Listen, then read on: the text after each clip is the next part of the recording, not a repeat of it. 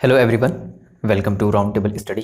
देखो बच्चे लोग, स्टार्ट करते हैं ग्रुप नंबर 17 एलिमेंट्स को। इसके पहले हमने ग्रुप नंबर 16 के सारे एलिमेंट्स को हमने पढ़ लिया है, क्या सारी उनकी प्रॉपर्टी थी, जो भी चीज़ें थी हमने प्रीवियस वाले वीडियो में हमने सारे टॉपिक कवर कर लिए ग्रुप नंबर 16 से रिलेटेड। नाउ यहाँ से हम लोग स्टार्ट कर रहे हैं group number 17, that means halogen family को स्टार्ट कर रहे हैं। देखो, मैंने आपको हैलोजन फैमिली को याद रखने का मैंने आपको ट्रिक भी बताया था। जैसे हम लोग उसको बोलते थे फर्स्ट क्लास बिरयानी इन अटलांटिका, ठीक है। तो आप अगर इसको याद रखोगे, that means first class biryani in Atlantica, तो आप बता सकते हो fluorine, chlorine, bromine, iodine and astatine, that means 80। तो इस तरीके से आप जो है इनको याद रख सकते हो। अब अगर देखो इनके बात करें हम एटॉमिक नंबर की, तो अगर चलो आपने कहा सर मेरे को यहाँ तक, सर ज़्यादा सर मेरे को यहाँ तक याद है, या फिर ज़्यादातर किसी बच्चों को ज़्यादातर यहाँ तक याद होगा, मोस्टली यहाँ तक याद होगा। आप कह रहे हो सर मेरे को ये जो एस्टाटाइन है इसमें मैं थोड़ी सी प्रॉब्लम है। चलो देखते हैं कैसे निकालते हैं, बड़े इजीली तरीके से निकाल सकते हैं। मैंने आपको बताया भी था स्टार्टिंग में, सबसे स्टार्टिंग जब हमने पी ब्लॉक एलिमेंट्स हमने जब स्टार्ट किया था, एकदम स्टार्टिंग में याद करो, ठीक है। तो फ्लोरीन का सभी को पता होता है कितना होता है भाई, 9 होता है। ये हमारा जो है सेकेंड पीरियड में होता है, तो ये हमारा होता है कितना, 9। अब उसके बाद 9 हो गया, उसके बाद हम इसमें क्या करते थे, इस 9 में हम क्या कर देंगे, हम इसमें 8 को ऐड कर देंगे, ठीक है। तो बेसिकली आपको क्लोरीन तक तो पता ही होगा, क्लोरीन का कितना होता है सर, 17 होता है। क्लोरीन का होता है कितना, 17 होता है, क्लियर है। अब 17 हुआ, अब ब्रोमीन का अगर आपको निकालना है तो क्या कर दो, कुछ नहीं करना है, 17 में आपको 18 ऐड कर देना है। क्या कर देना है सर, 18 प्लस आपको ऐड कर देना है। तो ब्रोमीन का अगर आप निकालोगे, ऐड कर लोगे, तो देखो कितना हो जाएगा, 35। ब्रोमीन का कितना हो गया बच्चे, 35 हो गया। आयोडीन का देखो अगर आपको निकालना है तो फिर से आपको क्या करना पड़ेगा, आपको फिर से 18 ऐड कर देना पड़ेगा। तो जैसे ही आप अगर 18 ऐड कर देते हो, ये हमारा हो गया ब्रोमीन का, जैसे ही आप 18 ऐड कर देते हो तो आयोडीन का आपका आ जाता है 53।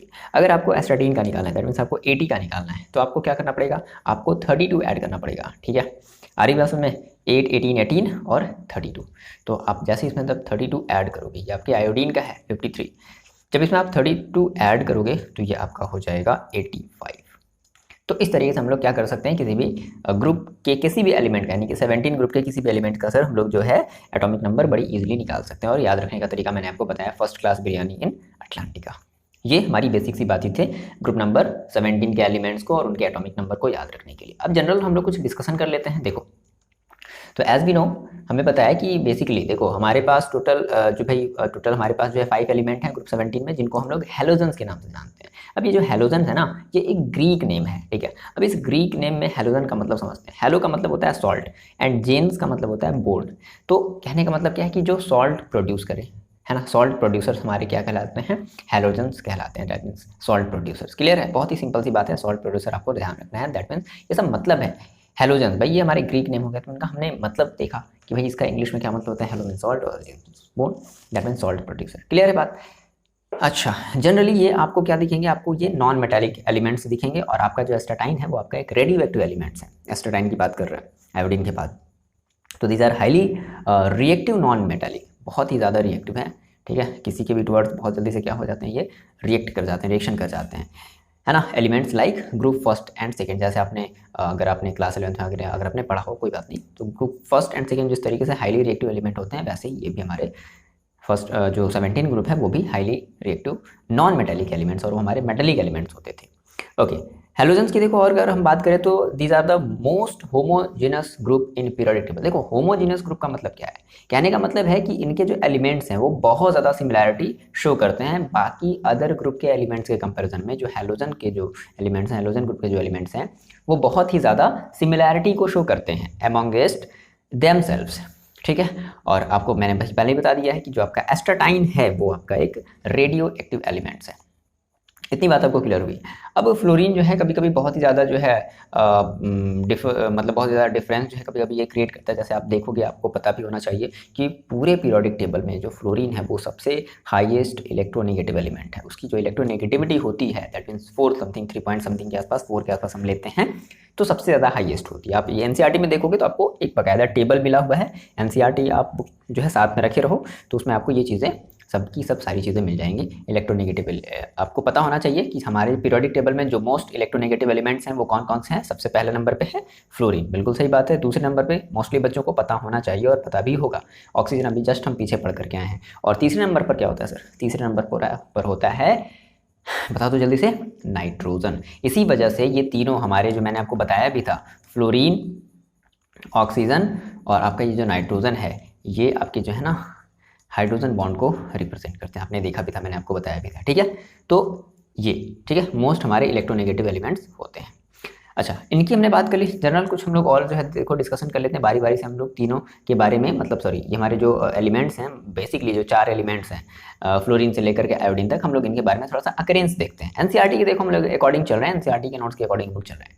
तो जनरली कहाँ है भाई ये देखो, अब ऐसा है, हमने कहा हमने पहले ही इसके बारे में पढ़ लिया है, हैलोजन फैमिली के बारे में पढ़ लिया है कि हमारे जो हैलोजन ग्रुप होते हैं, हैलोजन जो एलिमेंट्स हैं, ग्रुप एलिमेंट्स हैं, वो हमारे बहुत ही ज़्यादा रिएक्टिव एलिमेंट्स हैं। तो रिएक्टिव एलिमेंट्स होने का क्या अब बेनिफिट देखो क्या मिलेगा, या फिर घाटा कह लो क्या होगा, कि ये कंबाइंड स्टेट में होंगे। भाई अगर बहुत ज़्यादा रिएक्टिव नहीं होता तो किसी से रिएक्शन नहीं करता और ये फ्री स्टेट में हमें इजिली अवेलेबल मिल जाता, बट ऐसा नहीं है। तो क्या मिलेगा हमें, ये कंबाइंड स्टेट में मिलेगा, ठीक है, due to their high reactivity. ये बात क्लियर हो रही है आपको? ओके, चलो हम पहले बात करते हैं फ्लोरीन की। हमारा सबसे पहला एलिमेंट ग्रुप का, सबसे पहला ग्रुप नंबर 17 का सबसे पहला एलिमेंट फ्लोरीन। ओके, अब देखो क्या है, ये 13th, ठीक है, elements in order of abundance on earth, मतलब कि अर्थ क्रस्ट में पाए जाने की ये प्रोबेबिलिटी की बेसिस पर हम इसको 13th नंबर पर रख रहे हैं।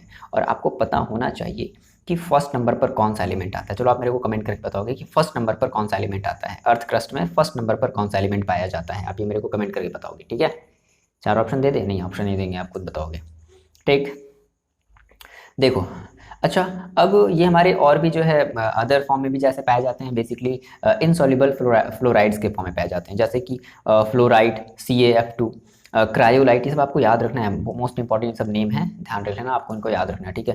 फ्लोराइड CaF2, क्रायोलाइट Na3AlF6, उसके बाद फ्लोरोएपेटाइट जिसको आप कहते हो 3Ca3 और PO4 का होल्ड है CaF2, या फिर जिसको आप ये भी लिख सकते हो। तो ये आपके मोस्ट इंपॉर्टेंट नेम हैं, आपको इनको ध्यान रखना पड़ेगा, जो कि एनसीईआरटी में भी मेंशन है। अगर आप बुक अगर ओपन कर रहे होगे, कभी भी आपने अभी बुक अगर ओपन किया होगा, है ना, और करना भी चाहिए, तो आपको ये चीज़ें सारी की सारी चीज़ें लिखाई दिखी हुई मिल जाएंगी। अगर आप ध्यान से पढ़ोगे तो मिलेंगी, अदरवाइज नहीं मिलेंगी। देखो, तो आपको क्या करना है, नोट बनाते चलना है। अगर कोई प्रॉब्लम आ रही है तो आप मेरे को कमेंट करके बताओ, ठीक है। हम स्क्रीन पर ऐसे स्लाइड करते जा रहे हैं और आपको नोट्स बनाते चलना है और समझते चलना है। समझते भी चलोगे, नोट्स बनाते भी चलोगे तो ही मजा आएगा, अदरवाइज फिर वही छापने वाली बात हो जाएगी। वो तो आपको कहीं भी मिल जाएगा, किसी भी वीडियो में मिल जाएगा, किसी भी अदर चैनल पर मिल जाएगा। चलो अच्छा, देखो हमारा जो फ्लोरीन है और भी कई अदर जगह पाया जाता है, जैसे स्मॉल अमाउंट ऑफ एनिमल्स, उनके जो टीथ होते हैं, बोन्स होते हैं, तो स्मॉल अमाउंट ऑफ एनिमल्स के बोन्स एंड टीथ में पाया जाता है। रिवर्स एंड वाटर्स में पाया जाता है, सॉइल्स में पाया जाता है बहुत ही थोड़े अमाउंट में। तो इन सब जगहों पर भी फ्लोरीन बहुत ही हल्के अमाउंट में पाया जा सकता है। नेक्स्ट हम लोग बात करते हैं बच्चे क्लोरीन की। देखो सर, क्लोरीन हमारा क्या है, मतलब अर्थ क्रस्ट के मतलब अर्थ क्रस्ट में जो पाया जाने वाला जो एलिमेंट है वो लगभग 20th नंबर पर आता है। सबसे पहले नंबर पर आपको बता देना है, और हम आपको बता दें कि ऑक्सीजन है सबसे पहले नंबर पर, ठीक है। तो 20th abundant elements in the earth crust. अब इसका मेन सोर्स वही है भाई, सी है, सी वाटर है, सॉल्ट्स लेक जो होते हैं, तो वहाँ से बेसिकली आप क्या ऑब्टेन कर पाओगे, क्लोरीन ऑब्टेन कर पाओगे। जैसे आपका जो NaCl है, KClMgCl2 है, जिसको आप कार्नेलाइट भी कहते हो, ये आपकी एनसीईआरटी में भी मेंशन है। इंपॉर्टेंट है ये सब नाम, अगर देखो अगर एनसीईआरटी में दिया है तो समझ लो भैया कि बहुत ज़्यादा इंपॉर्टेंट है, समझ रहे हो ना आप, तो बहुत ही ज़्यादा ये इंपॉर्टेंट है, ठीक है। कार्नेलाइट हो गया, उसके बाद कैल्शियम क्लोराइड हो गया। तो इन सब चीज़ों से हम लोग क्या कर सकते हैं, क्लोरीन का फॉर्मेशन कर सकते हैं, यहाँ से हम लोग क्लोरीन एक्सट्रैक्ट कर सकते हैं। नेक्स्ट बात करें, देखो अगर ब्रोमीन की, तो बेसिकली ब्रोमीन जो है वो क्लोरीन और फ्लोरीन के कंपैरिजन में थोड़ा सा लेस एबंडेंट है, मतलब थोड़ी सी बहुत ही उनके कंपैरिजन में थोड़ा ये कम अमाउंट में पाया जाता है। अच्छा, ये हमारे जैसे ये हमारे सी वाटर में भी पाया जाता है, या फिर सॉल्ट लेक में भी पाया जाता है, वही जैसे ये सब पाए जाते हैं वैसे ये भी पाए जाते हैं, जैसे NaBr KBr, इस तरीके से ये हमारा ब्रोमीन हम इस तरीके से एक्सट्रैक्ट, यहाँ से देखो Br है, यहाँ से Br है, हम एक्सट्रैक्ट कर सकते हैं। नेक्स्ट बात करें देखो आयोडीन की, तो आयोडीन जनरली क्या होता है, जो मरीन लाइफ का जो सिस्टम है, मरीन लाइफ मतलब जो समुद्र का जो नीचे वाला जो मतलब एक सरफेस वाला जो सिस्टम है, ठीक है, तो वहाँ पर आयोडीन की अमाउंट जो है वो थोड़ी ज़्यादा पाई जाती है। जैसे सी वीड्स, जो सी वीड्स होते हैं, है ना, तो इसमें लगभग सी वीड्स लगभग 0.5, ये 0.5 लिखा हुआ है, 0.5% उसके मास का 0.5% जो है सी वीड्स में आयोडीन पाया जाता है। उसके बाद एल्कली हमारे जो मेटल आयोडाइड्स हैं, जैसे कि हमारा जो है चिली साल्ट पेपर, इंपॉर्टेंट है, नाम याद रखना है इसका, और इसका फॉर्मूला याद रखना है NaIO3, सोडियम आयोडेट, है ना, chilli salt pepper, chilli salt peter को हम लोग क्या बोलते हैं, सोडियम आयोडेट NaIO3। ये भी एनसीईआरटी में मेंशन है, तो बहुत ज़्यादा इंपॉर्टेंट हो जाता है आपके एग्जाम के पर्पज से, ठीक है ना। ऑप्शन दे देगा, ऐसा नाम दे देगा, पूछ देगा, ऑप्शन 4 ऑप्शन दे दिया कि चलो भाई बताओ इसका क्या है, इसका क्या ऑप्शन लगेगा, चिली आयोडाइड मतलब सॉरी चिली साल्ट पेपर का फॉर्मूला क्या होगा। तो इस तरीके से आपको नाम याद रखने हैं विद फॉर्मूला। तो ये हमने बात कर ली आयोडीन की, और हम पहले ही बता चुके हैं कि हमारा जो एस्टाटाइन है दैट मीन्स जो AT है, तो हमें उसके बारे में बहुत ही ज़्यादा जो इन्फॉर्मेशन है वो नहीं है। ये बात आप समझ रहे हो, बहुत ज़्यादा हमें इन्फॉर्मेशन उसके बारे में नहीं है। किसके बारे में? एस्टाटाइन के बारे में। ओके, नेक्स्ट देखो हम लोग बात करते हैं। इतनी बात आई होप कि आपको समझ में आ रही होगी और आप जो है इनका नोट्स बनाते चल रहे होंगे। आई होप कि आप नोट्स बनाते चल रहे होंगे। अगर नहीं बना पा रहे हो तो देख लो, हम फिर से यहाँ से कर दे रहे हैं कि आपका यहाँ तक फ्लोरीन तक हुआ। अगर आप बना ले रहे हो तो अब बहुत अच्छी बात है, और यहाँ तक ये हो गया क्लोरीन तक। ठीक है, 2 पेज में आपका खत्म। स्क्रीनशॉट लेकर जल्दी से आपने नोट्स बना लिया, है ना। आ रही इतनी बात समझ में?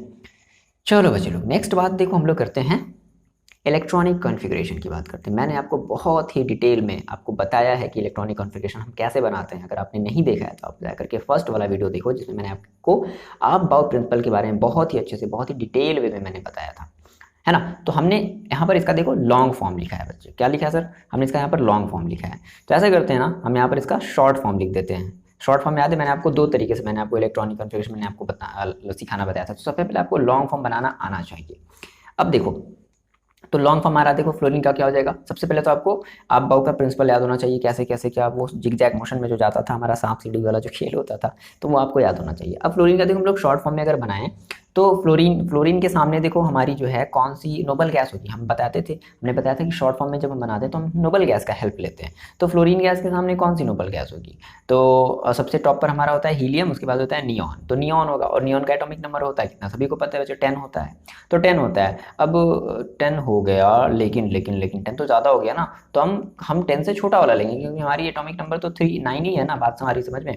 तो हमें 10 से छोटा वाला लेना पड़ेगा, दैट मीन्स हमें हीलियम लेना पड़ेगा। तो क्या हो जाएगा, देखो क्या हो जाएगा, यानी कि हमें लेना पड़ेगा फ्लोरीन के लिए हीलियम He ले लिया, और He ले लिया, दैट मीन्स हमने 2 एटॉमिक नंबर हमने कंप्लीट कर लिए। बाकी के बचे कितने? 7 बचे। तो देखो ये एज इट इज हम लोग लिख देंगे, दैट मीन्स 2s2 और 2p5। अच्छा एक बात यहाँ से समझो, अगर आपको ये कन्फ्यूजन है कि सर ये हमारा 17 ग्रुप एलिमेंट्स ही क्यों बोलते हैं, क्योंकि जनरली हमारा जो लास्ट शेल का जो वैलेंस इलेक्ट्रॉन होता है वो कितना हो जाता है? 7 हो जाता है। NS2 और NP5 के फॉर्म में हमेशा आप जितने का भी निकालोगे, इन सभी का जो आप जब इलेक्ट्रॉनिक कन्फिग्रेशन निकालोगे, तो जो लास्ट शेल में जो इलेक्ट्रॉन आते हैं वो NS2 एंड NP5 के फॉर्म में होते हैं। तो NS2 NP5 के फॉर्म में होने की वजह से, ठीक है, ये भी N नंबर ऑफ शेल हमारे जो हैं, जो शेल की जो नंबरिंग है वो शेल मतलब सॉरी जो एनर्जी है वो सेम है। तो सेम एनर्जी वाले हमारे जो इलेक्ट्रॉन्स होंगे आपस में क्या हो जाते हैं? ऐड हो जाते हैं। तो 5 to 7, और इसमें हम 10 ऐड करते हैं, दैट मीन्स 17 ग्रुप। तो इसलिए हमारी ये 17 ग्रुप के नाम से भी हम इनको जानते हैं। अब देखो बात करें अगर क्लोरीन की, तो देखो फ्लोरीन के लिए अगर हमने हीलियम लिया था, तो क्लोरीन के लिए हम लोग क्या लेंगे सर? नियॉन लेंगे। सभी को पता है क्लोरीन के लिए हम लोग क्या लेंगे बच्चे? नियॉन लेंगे। ठीक है, अब नियॉन का सभी को पता है एटॉमिक नंबर कितना होता है सर? 10 होता है। तो आपने 10 तक ऑलरेडी लिख लिया। अब आपके पास बचे 7। देखो 10 तक लिखने का मतलब है, ये देखो 6 2 2 4 6 यहाँ तक हो गया। अब यानी कि आपको लास्ट में कितना लिखना पड़ेगा? ये आपको लिखना पड़ेगा 3s2 और 3p5। ये आपका हो गया शॉर्ट एटॉमिक, हम बात करें शॉर्ट एटॉमिक नंबर की बात करें, है ना। नेक्स्ट देखो ब्रोमीन की बात करें, सभी को पता है ब्रोमीन का एटॉमिक नंबर कितना होता है। आप वीडियो को पॉज करके, ठीक है, पहले कोशिश करो कि आप जो है इसका लॉन्ग फॉर्म ऑफ एटॉमिक जो इलेक्ट्रॉनिक कन्फिग्रेशन है, आप ये लिख पा रहे हो या नहीं लिख पा रहे हो। पहले तो आप ये इंश्योर कर लो, क्योंकि ये बहुत ज़्यादा यूज़ होने वाला है। हमारा जो लास्ट चैप्टर होगा ना, कोऑर्डिनेशन कंपाउंड, उसमें बहुत ज़्यादा ये चीज़ें यूज़ होंगी, तो ध्यान रख लेना। फिर से हमें वहाँ पर फिर हम एकदम डिटेल में नहीं बताएंगे आपको कि नहीं देखो ऐसे ऐसे निकालते हैं इलेक्ट्रॉनिक कन्फिग्रेशन। तो ये चीज़ आप एकदम श्योर कर लेना, ठीक है। मैंने बहुत ही स्टार्टिंग में डिटेल में मैंने बताया है कि किस तरीके से हम लोग निकालते हैं चीज़ों को। फिर भी आपको बस क्या करना है? प्रैक्टिस करना है। तो देखो ब्रोमीन है 1s2 2s2 2p6, इस तरीके से हमारा देखो लास्ट में क्या आ रहा है? 4s2 4p5 आ रहा है। मैंने इन सभी चीज़ों को अरेंज करके लिख दिया, मतलब बड़े से छोटे के ऑर्डर में मैंने लिखा है, एनर्जी लेवल के इंक्रीजिंग ऑर्डर के अकॉर्डिंग मैंने लिख दिया है। तो ब्रोमीन है, अब देखो आपने हीलियम ले लिया, नियॉन ले लिया, बचा क्या? आर्गन बचा। तो ब्रोमीन को लिखने के लिए हमें किसका हेल्प लेना पड़ेगा सर? आर्गन का हेल्प लेना पड़ेगा, Ar का हेल्प लेना पड़ेगा, जिसका एटॉमिक नंबर कितना होता है बच्चे? 18 होता है। ठीक है, तो अब 18 तक तो आपको देखो कंप्लीट हो जाना चाहिए। 18 तक कंप्लीट होने का मतलब यहाँ तक आपका 10 हो गया, और 10 और 2 आपका 12 हो गया। 12 और ये आपका जो है 3p6, तो 3p6 कहने का मतलब है कि आपका हो गया 18 और 3p6। अब आप 3D नहीं ले सकते, ध्यान से मेरी बात समझना, 3D नहीं ले सकते तो आपको क्या लेना पड़ेगा, आपको लेना पड़ेगा 4s2। क्लियर है बात? देखो देखो समझो, बात को समझो। 3p6 के बाद आपको क्या लेना पड़ेगा, 4s2 लेना पड़ेगा। तो आपने 4s2 तक कंप्लीट कर लिया, बचा आपके पास क्या, एक minute just wait a minute. Okay, एक मिनट, कहीं गड़बड़ी हो रही है क्या, मैंने गलत यहाँ पर सही शायद कहीं लिख दिया। देखो ये आपका है 1s2, 2s2, 2p6 और 3s2, 3p6, ठीक है। और 3d10, सही बात है, 3d10 और 4s2, 3d10, 4s2, 4 ठीक है, ठीक सही है। आपको चाहिए कितना, आपको चाहिए जो है आर्गन चाहिए ना, आर्गन दैट मीन्स आपको 18 तक चाहिए। तो 18 तक लेने का मतलब है, देखो कहाँ तक हो जाएगा, 6 4 10, दोबारा 6 18, सॉरी यहाँ तक आपका हो गया कंप्लीट। तभी मैं कहूँ कि गड़बड़ कैसे हो रहा है। यहाँ तक आपने जो है किसका लिख लिया, आपने आर्गन का लिख लिया, ठीक है। आर्गन का अगर आपने लिख लिया, अभी ये देखो याद नहीं करते हैं, कई लोग बोलते हैं कि इसको याद है, करो यार याद कौन करेगा, आर्गन कैसे लिख लिया तुरंत बना लो कि अच्छा 18 है तो 18 तक यहाँ तक हम आएंगे। अब बचा क्या आपके पास, तो ये आपके पास बचा 3d10 कॉमा 4s2 और कॉमा 4p5। ये आपका हो जाएगा किसका, ब्रोमीन का शॉर्ट एटॉमिक ये इलेक्ट्रॉनिक कॉन्फ़िगरेशन। नेक्स्ट बात करते हैं, देखो सर बच्चे आयोडीन की। तो आयोडीन का सेम, सबसे पहले आप इसका लॉन्ग एटॉमिक फॉर्म जो है लिखना सीखो, सॉरी एटॉमिक कॉन्फ़िगरेशन आप लिखना सीखो। आपने अगर लिख लिया तो अब आयोडीन है, आपने आर्गन तक ले लिया है, तो आर्गन के बाद जस्ट आपका क्या आएगा, आर्गन क्रिप्टन। तो हमें लेना पड़ेगा क्रिप्टन। अब क्रिप्टन का सभी को पता है एटॉमिक नंबर कितना होता है, 18, 10, उसके बाद कितना हो जाएगा 36, ठीक है। 36 हो गया। तो 36 कहने का मतलब देखो ऑलरेडी आपने 3p6 तक आपने कंटेन कर लिया था। 3p6 कंटेन करने का मतलब है कि आपने 35 तक, आपने 35 तक कंबाइन कर लिया था, ठीक है ना, 35 तक। ओके सॉरी आपने 18 तक, मेरा दिमाग कहीं और चला जा रहा है, सॉरी बच्चे। आपने 18 तक क्या कर लिया, आपने 18 तक यहाँ तक कैप्चर कर लिया। अब आपको जाना है 36 तक जाना है, तो चलो 36 तक और चलते हैं भाई। देखो कितना हो जाएगा, तो 18 हो गया, उसके बाद 10 और ले लो, कितना हो गया 18 और 10 आपका हो गया 28, और उसके बाद अब 2 और ले लो 30, 6 और ले लो, कितना हो गया 36। दैट मीन्स आपने यहाँ तक कंप्लीट कर लिया। आगे बात सुनने, यहाँ तक आपने 36 कंप्लीट कर लिया। बचा क्या, 4d10, 4d10, 5s2 और 5p। देखो ये बचना ही बचना है लास्ट में, 5s2, 5p, 5p5, ये बचना ही बचना है। देखो हर एक में देखोगे 3s2, 3p5, 4s2, 4p5, 5s2, 5p5, यही पैटर्न आपका बनना ही चाहिए। नेक्स्ट बात करते हैं एसिडाइन की। तो एसिडाइन के लिए आपको लेना पड़ेगा जिनॉन। क्या लेना पड़ेगा सर, जिनॉन लेना पड़ेगा। अब जिनॉन का सभी को देखो पता होता है, जिनॉन का एटॉमिक नंबर कितना होता है, 54, ठीक। तो 54 यहाँ तक आप आए, यहाँ तक अगर आप आए तो आपने ले लिया 54। तो 54 आपको कुछ और लेना पड़ेगा जिससे कि आपका क्या हो जाए, ये आपका ओवरऑल टोटल 54 हो जाए। तो देखो आपको कहाँ तक जाना पड़ेगा, आपको जो है जाना पड़ेगा, देखो यहाँ पर एफ ब्लॉक आ जाता है ना, तो एफ ब्लॉक से थोड़ी सी देखो चेंजेस आनी स्टार्ट हो जाती है। तो आप 4p6 तक आए थे, बात को समझना, आप 4p6 आए थे। 4p6 आने का मतलब है कि आप 36 तक आ गए। आपको लेना पड़ेगा 4d10। 4d10 अगर आपने लिया है तो 36 और प्लस का 10 यानी कि 46। अब देखो आप 4f नहीं लोगे, ठीक है, 4f क्योंकि अभी जो है 4d10 है ना, 4f का तो बहुत ही लास्ट में आ जाएगा ना 4f, उसके बाद 5d आएगा, ठीक है, 5d होना चाहिए। देखो तो आपको लेना पड़ेगा 4d10 के बाद जो है आपको लेना पड़ेगा 5s2, ठीक, 5s2 और 5s2 के बाद 5p6, यानी कि देखो कितना हो गया, हाँ 54 हो गया ना यहाँ तक, ठीक है। यहाँ तक आपका टोटल कितना हो गया 54। तो बचा क्या आपके पास, आपके पास बचा 4f14 comma 5d10 comma 6s2 comma 6p5। ये आप देख लेना, यहाँ पर मैंने 5 लिख दिया है, अगर आपको दिख रहा है तो ठीक है, चलो इधर देख लो करके, ठीक। क्या हो गया हौच पौच 3 6p5। इस तरीके से मैंने जो है एस्टाडाइन तक के मैंने शॉर्ट इलेक्ट्रॉनिक कॉन्फ़िगरेशन को मैंने लिख दिया। आई होप कि आपको ये समझ में आया होगा। ठीक है, ये हमने बात कर ली इलेक्ट्रॉनिक कॉन्फ़िगरेशंस की। नाउ नेक्स्ट हम लोग बात करते हैं प्रॉपर्टीज़ की। फिजिकल प्रॉपर्टीज़ नहीं कह सकते हम लोग, जनरली भी फिजिकल और केमिकल थोड़ा सा भी और आगे देखेंगे। तो हम लोग पहले बात करते हैं एटॉमिक एंड आयनिक रेडियाई की। कुछ जनरल हम लोग कैरेक्टरिस्टिक्स की बात कर लेते हैं, ठीक है। देखो बहुत ही ध्यान से बातें समझना, ये सारी चीज़ें हम लोग ऑलरेडी सब सारी चीज़ें पढ़ चुके हैं, आपको बस सुनते चलना है और नोट्स को बनाते चलना है। सबसे पहले बच्चे लोग हम लोग बात करते हैं एटॉमिक एंड आयनिक रेडियाई की। सोचो एटॉमिक एंड आयनिक रेडियाई, तो जैसे जैसे आप डाउन टू द ग्रुप जाओगे वैसे वैसे इनकी जो एटॉमिक रेडियाई है वो क्या होती जाएगी सर, इंक्रीज होती जाएगी। क्यों इंक्रीज हो जाएगी, सिंपल सा रीज़न है कि जैसे जैसे हम डाउन टू दी ग्रुप जा रहे हैं वैसे वैसे हमारे नंबर ऑफ शेल्स इंक्रीज हो रहे हैं। बोलो हो रहे हैं ना, तो न्यू एटॉमिक सेल हमारे क्या हो रहे हैं, इंक्रीज हो रहे हैं। और सेल इंक्रीज होने की वजह से जो उनका साइज है वो भी क्या होता जाएगा, इंक्रीज होता जाएगा। तो कोई बहुत ही बड़ा रीज़न ये नहीं है।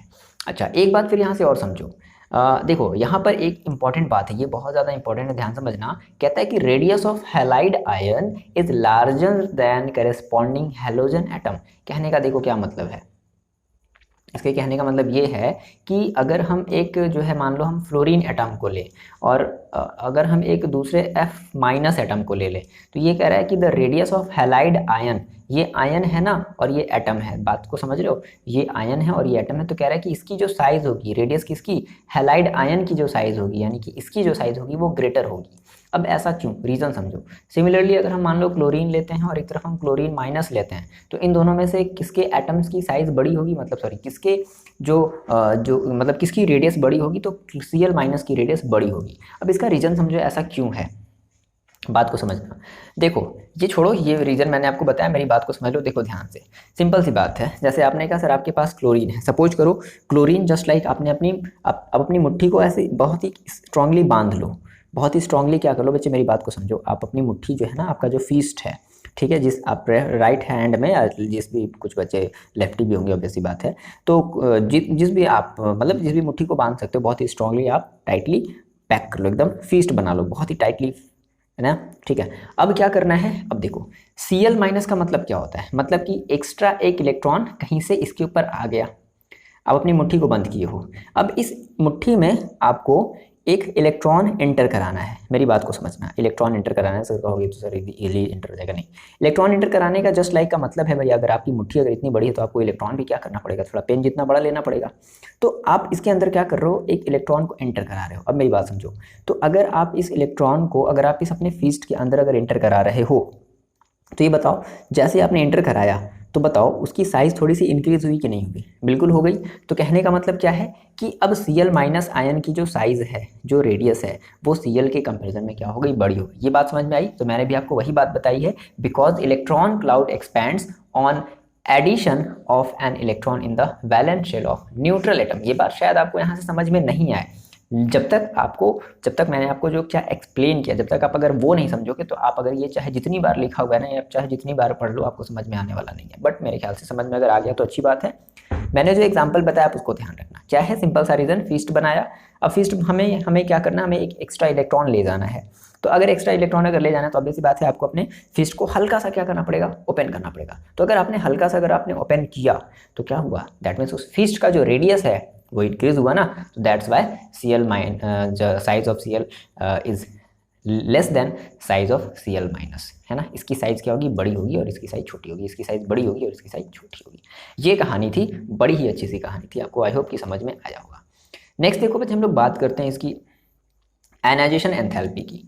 ओके, तो आयनाइजेशन एंथैल्पी को समझने के लिए सबसे पहले आपको समझना पड़ेगा कि सर ये आयनाइजेशन एंथैल्पी का मतलब क्या होता है। मैंने देखो आपको कई बार बताया है, एक बार नहीं, मैंने आपको कई बार बताया है आयनाइजेशन एंथैल्पी का देखो मतलब क्या होता है कि ऐसे समझो, आयनाइजेशन एंथैल्पी का क्या मतलब होता है कि मिनिमम अमाउंट ऑफ एनर्जी, ठीक है, to remove loosely bounded electron. समझ गए, मैंने आपको कई बार ये चीज़ें बताई हैं कि आयनाइजेशन एंथैल्पी का मतलब क्या, कि लूजली बाउंडेड इलेक्ट्रॉन को निकालने के लिए जितनी आपको एनर्जी की रिक्वायरमेंट होगी उसी को आप क्या कहोगे, आयनाइजेशन एंथैल्पी कहोगे। इलेक्ट्रॉन को निकालने के लिए, सिंपल सी बात समझो, इलेक्ट्रॉन को लास्ट शेल से इलेक्ट्रॉन को निकालने के लिए आपको जितने एनर्जी की रिक्वायरमेंट है आप उसको आयनाइजेशन एंथैल्पी कहोगे। अब चलो, तो अब देखो ये कहता है कि the ionisation energy of halogens are very high, ठीक है, to it decreases on moving down the group. सही बात है। अब ऐसा रीज़न समझो ऐसा क्यों हुआ। कह रहा है कि जो क्लोरीन फ्लोरीन ब्रोमीन की जो आयनेशन एंथैल्पी होती है वो बाकी अदर के कंपेरिजन में काफ़ी हाई होती है। रीज़न समझते हैं ऐसा क्यों है। और ये भी कह रहा है कि decreases on moving down the group. देखो, तो मान लो हमने कहा सर मेरे पास क्लोरीन है, इसकी साइज़ क्या होगी सबसे, सॉरी मेरे पास मान लो मैंने कहा सर फ्लोरीन है, इसकी साइज़ क्या होगी सबसे छोटी होगी। अगर हम बात करें क्लोरीन की तो क्लोरीन की साइज़ क्या होगी, फ्लोरीन से बड़ी होगी। अगर हम बात करें ब्रोमीन की क्या होगी, क्लोरीन से भी बड़ी होगी। और आयोडीन की बात करें तो आयोडीन की तो क्या होगी, ब्रोमीन से भी क्या होगी, बड़ी होगी। अब बात समझो, अब हमें क्या करना है, आयनेशन एंथैल्पी का मतलब क्या होता है कि इसके लास्ट शेल में से हमें इलेक्ट्रॉन को निकालने होते हैं। लास्ट शेल में से क्या करने होते हैं सर, इलेक्ट्रॉन को निकालने होते हैं। मेरी बात बच्चे देखो ध्यान समझो, अगर इलेक्ट्रॉन को निकालना है आपको तो अब अगर आप फ्लोरीन से निकालोगे तो फ्लोरीन का जो साइज है काफ़ी ज़्यादा छोटा है और ये न्यूक्लियस, इसके जो लास्ट शेल के जो इलेक्ट्रॉन है वो न्यूक्लियस के काफ़ी ज़्यादा नज़दीक है। तो न्यूक्लियस के अगर काफ़ी ज़्यादा नज़दीक है तो स्ट्रॉन्ग क्या होगा, अट्रैक्टिव इनके ऊपर जो है, इस वाले इलेक्ट्रॉन के ऊपर, ध्यान समझना मेरी बात को, इसके ऊपर ये वाला जो इलेक्ट्रॉन है इसके ऊपर जो, क्योंकि ये न्यूक्लियस के ज़्यादा नज़दीक है, अगर न्यूक्लियस के ज़्यादा नज़दीक है तो ये न्यूक्लियस से काफ़ी स्ट्रांगली अटैच्ड होगा। तो क्या होगा, इसको खींचो, अगर आप इसको ऐसे पकड़ के अगर खींच रहे हो अपनी तरफ तो क्या करना पड़ेगा, ज़्यादा फोर्स लगाना पड़ेगा। चलो इसकी बात करते हैं, इसकी और इसके कंपेरिजन की बात करते हैं। अब देखो इसका साइज़ थोड़ा सा बड़ा हो गया, तो साइज़ अगर बड़ा हो गया तो ये क्या हो गया, ये न्यूक्लियस से थोड़ा सा दूर भाग गया, समझ गए। और अगर ये न्यूक्लियस से अगर ये दूर भाग गया है तो इसका मतलब है कि इसके कंपैरिजन में इस पर थोड़ा सा कम फोर्स लगाना पड़ेगा, क्योंकि इसकी न्यूक्लियस से इसकी जो डिस्टेंस है ना वो बढ़ गई है। चलो ब्रोमीन की बात कर लें तो देखो इसकी डिस्टेंस और थोड़ी सी क्या हो गई, और थोड़ी सी बढ़ गई, ये और थोड़ा सा ज़्यादा डिस्टेंस पर आ गया, तो इसमें थोड़ा सा और कम फोर्स लगाना पड़ेगा, इसमें हमें और कम एनर्जी देनी पड़ेगी। एंड फाइनली अगर हम आयोडीन में आ गए तो आयोडीन का देखो न्यूक्लियस यहाँ पर है और देखो लास्ट शेल में इलेक्ट्रॉन यहाँ पर है, तो इसकी डिस्टेंस देखो क्या होगी, न्यूक्लियस से इलेक्ट्रॉन के बीच की डिस्टेंस और ज़्यादा इंक्रीज हो गई। तो अगर डिस्टेंस अगर इंक्रीज हो गई तो हमें और कम एनर्जी लगा करके क्या कर लेना पड़ेगा, इस इलेक्ट्रॉन को बाहर की तरफ खींच लेना पड़ेगा। आई होप कि आपको बात समझ में आई होगी, मैंने इस चीज़ को कई बार बताया है। चलो, तो ये हमने बात कर ली इसके रीजन की, क्यों है, this is due to the increase in size so that iodine show least ionisation enthalpy. Iodine क्या करेगा, सबसे लीस्ट आयनाइजेशन एंथैल्पी को शो करेगा और फ्लोरीन की जो आयनाइजेशन एंथैल्पी होगी सर वो सबसे ज़्यादा होगी। आप थोड़ा सा लिस्ट खोल करके ओपन करके एक बार देख लो, आपकी एनसीईआरटी की बुक में ये मेंशन है। ये चीज़ आपको क्लियर हुआ। नाउ नेक्स्ट हम लोग बात करते हैं बच्चे इलेक्ट्रॉन गेन एंथैल्पी की। चलो, तो इलेक्ट्रॉन गेन एंथैल्पी मैंने आपको एक बार नहीं, मैंने आपको तीन बार बताया है। आई होप शायद 3 बार या शायद 2 बार, कम से कम 2 बार तो बताया ही है, शायद तीसरा या चौथा बार हो रहा है आपको हम इलेक्ट्रॉन गेन एंथैल्पी फिर से बता रहे हैं। देखो मेरी बात ध्यान समझो, इलेक्ट्रॉन गेन एंथैल्पी का मतलब क्या है। अभी आप जो है अभी आप ये जो आयनाइजेशन एंथैल्पी आप जो पढ़ते थे तो ये जस्ट उसका उल्टा है। अभी आप क्या करते थे कि वहाँ से इलेक्ट्रॉन को खींचते थे, है ना, आयनाइजेशन से क्या करते थे आप, इलेक्ट्रॉन को खींचते थे। अब यहाँ पर क्या कर रहे हो, यहाँ पर आप किसी इलेक्ट्रॉन को उसके शेल में, लास्ट शेल में ऐड कर रहे हो। लास्ट शेल में क्या कर रहे हो सर, ऐड कर रहे हो, लास्ट शेल में ऐड करना है। तो आपको पता है कि क्लोरीन तो, ब्रोमीन फ्लोरीन आयोडीन इसमें कि माहिर है भाई, वो तो चाहते ही हैं कि मेरे लास्ट शेल में क्या क्या हो जाए, एक इलेक्ट्रॉन, बात समझना, वो चाहते ही हैं, वो तो खुशी खुशी ले लेंगे ना। अब सोडियम को दोगे तो वो तो कहेगा भाग जाना से, बहुत मार मारेंगे, मेरे पास खुद ही एक्स्ट्रा एक इलेक्ट्रॉन है, तुम जो हमको इलेक्ट्रॉन दे रहे हो, तुम्हारी इतनी हिम्मत। तो सोडियम को दोगे तो बहुत ज़्यादा बुरा लगेगा। लेकिन क्लोरीन को अगर आप दोगे तो क्लोरीन तो खुशी खुशी ले लेगा ना। ये बात समझो आप थोड़ी सी, क्योंकि क्लोरीन के लास्ट शेल में क्या है, 7 इलेक्ट्रॉन है, उसको 1 इलेक्ट्रॉन की रिक्वायरमेंट है। मतलब कि वहाँ पर जो न्यूक्लियर चार्ज है, न्यूक्लियर, देखो जब भी हम न्यूक्लियर चार्ज का मतलब बोलेंगे ना तो न्यूक्लियर चार्ज को आपको क्या समझना है कि न्यूक्लियस के अराउंड जो भी उसके प्रोटॉन है, तो प्रोटॉन की वजह से जो भी पॉजिटिव चार्ज क्रिएट होता है ना उसी को हम लोग बोलते हैं न्यूक्लियर चार्ज। तो फिलहाल बात समझो, हम कह रहे हैं सर जो अमाउंट ऑफ एनर्जी, पहले तो इलेक्ट्रॉन गेन एंथैल्पी का आपको मतलब समझ में आया कि amount of energy released when electron is added to outermost shell of atom.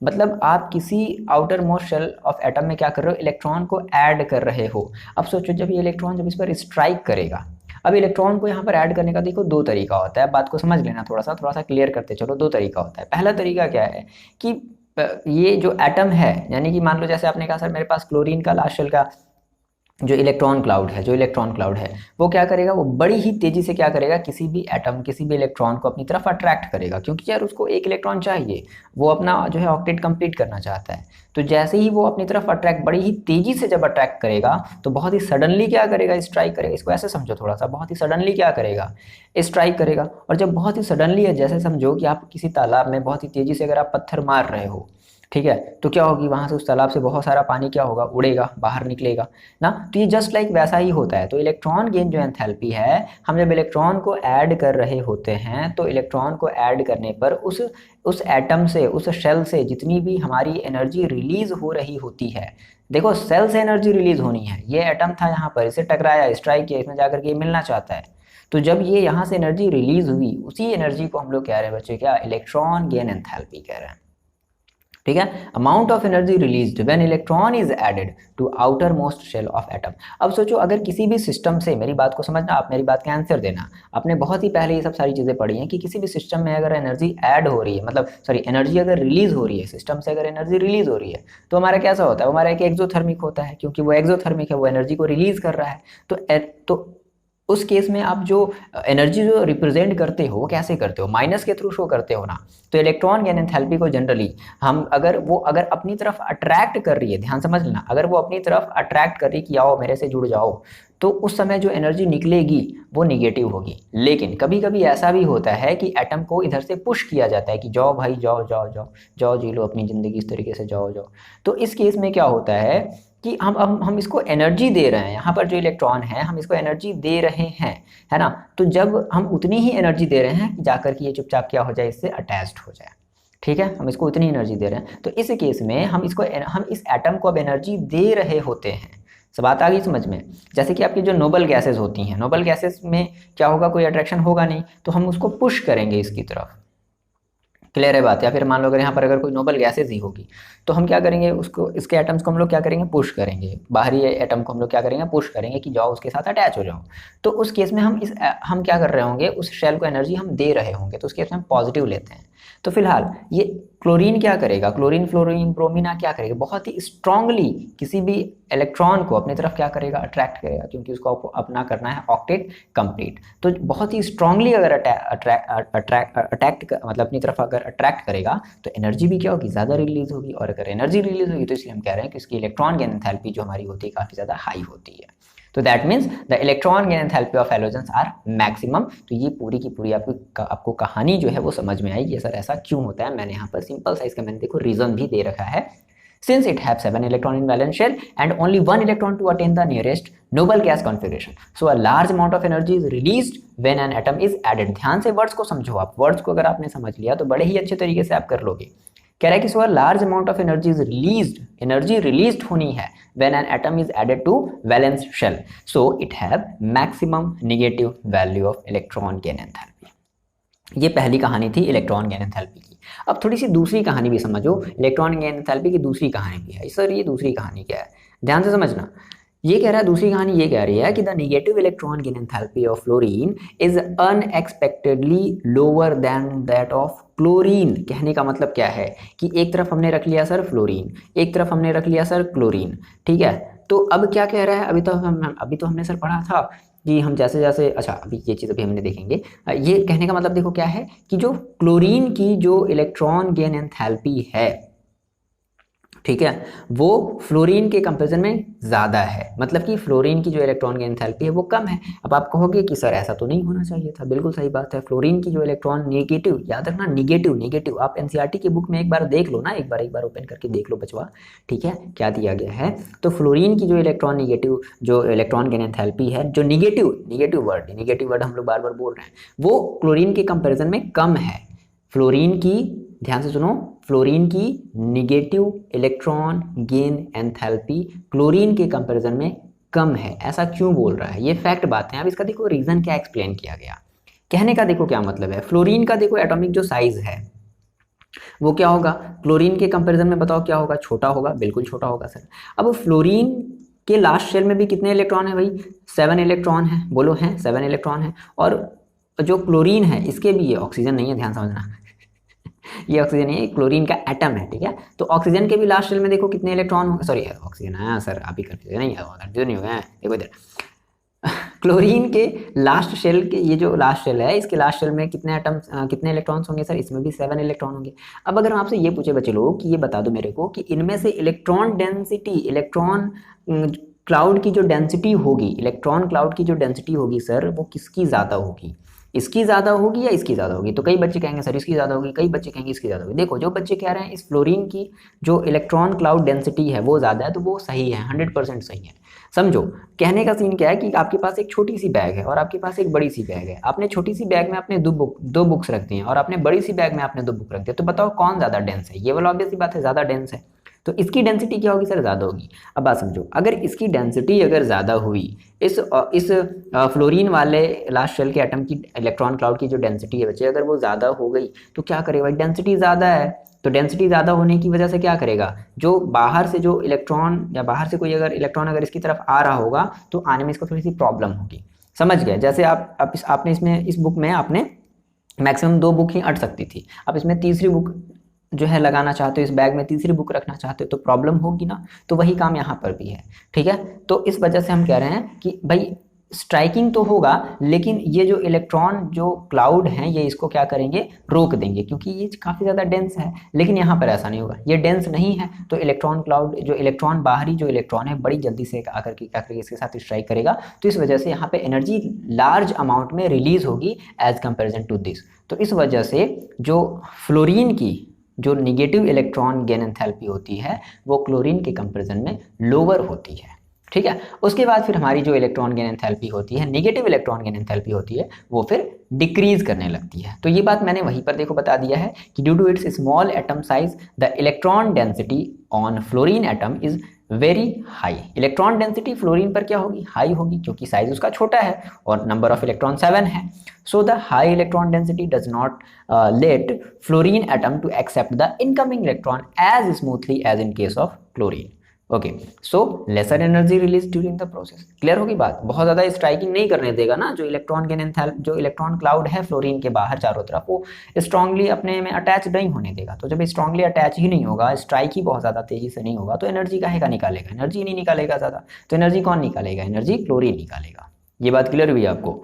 देखो, तो अगर हम लिखना चाहें, हमने यहाँ पर फ्लोरीन लिख दिया, क्लोरीन लिख दिया, ब्रोमीन लिख दिया, आयोडीन लिख दिया, तो फ्लोरीन और क्लोरीन में से सबसे ज़्यादा आपको समझ में आ गया। ध्यान से मेरी बात को फिर से समझना, नेगेटिव इलेक्ट्रॉन गेन एंथैल्पी के बच्चे लोग हम लोग बात कर रहे हैं। इस वर्ड्स को अगर नहीं ध्यान दोगे तो हमेशा ज़िंदगी भर कन्फ्यूज रहोगे, कन्फ्यूज ही रहोगे हमेशा। कहोगे सर क्या बात कर रहे हैं सर, ये ज़्यादा है, ये नहीं। हम बात कर रहे हैं सर नेगेटिव, मतलब एनर्जी निकली, तो एनर्जी जो निकली ना हमने उसके आगे लगा दिया माइनस, तो दैट मीन्स वो एनर्जी ज़्यादा निकली। बस एनर्जी निकली है इसलिए हम लोग सर लगाते हैं माइनस, एनर्जी अगर लेते हैं इसलिए हम लोग लगाते हैं बच्चे प्लस। क्लियर है बात? जैसे मान लो मैंने आपसे कहा कि 550, ठीक है, अब इसके आगे मैंने ये एनर्जी इतनी निकली है, तो कैसे पता चलेगा कि एनर्जी निकली है सर? तो क्या कर दिया जाएगा? इसके ऊपर माइनस लगा दिया जाएगा। क्लियर है बात? ये मतलब है। तो क्लोरीन की जो इलेक्ट्रॉन गेन एंथैल्पी है वो ज़्यादा होगी। अब उसके बाद अब हम जब जैसे जैसे जाते हैं डाउन टू द ग्रुप, तो हमारी जो इलेक्ट्रॉन गेन एंथैल्पी है वो डिक्रीज होती है। तो ब्रोमीन की क्लोरीन से कम होगी और सबसे कम किसकी होगी बच्चे? आयोडीन की होगी। अब इसका रीज़न देखो, समझो इसका रीज़न देखो, बड़ा ही सिंपल सा है, प्यारा सा है इसका रीज़न। समझ लो इसका रीज़न क्या है। देखो जैसे जैसे हम क्लोरीन से आयोडीन की तरफ हम जैसे जैसे नीचे जा रहे हैं, तो वैसे वैसे क्या हो रहा है कि हमारी जो ऐसे समझ लो देखो, जो लास्ट शेल में जो वैलेंस इलेक्ट्रॉन हैं, है ना, उनके न्यूक्लियस की जो डिस्टेंस है वो क्या होती जा रही है? इंक्रीज होती जा रही है। तो अब अगर इंक्रीज होती जा रही है तो अब इनके पास उतनी ज़्यादा कैपेसिटी नहीं बची है कि वो क्या कर लें, उतने पहले जितने स्ट्रॉन्गेस्ट वाले मतलब एनर्जी से क्या कर सकें, बाहर के इलेक्ट्रॉन को अपनी तरफ खींच सकें।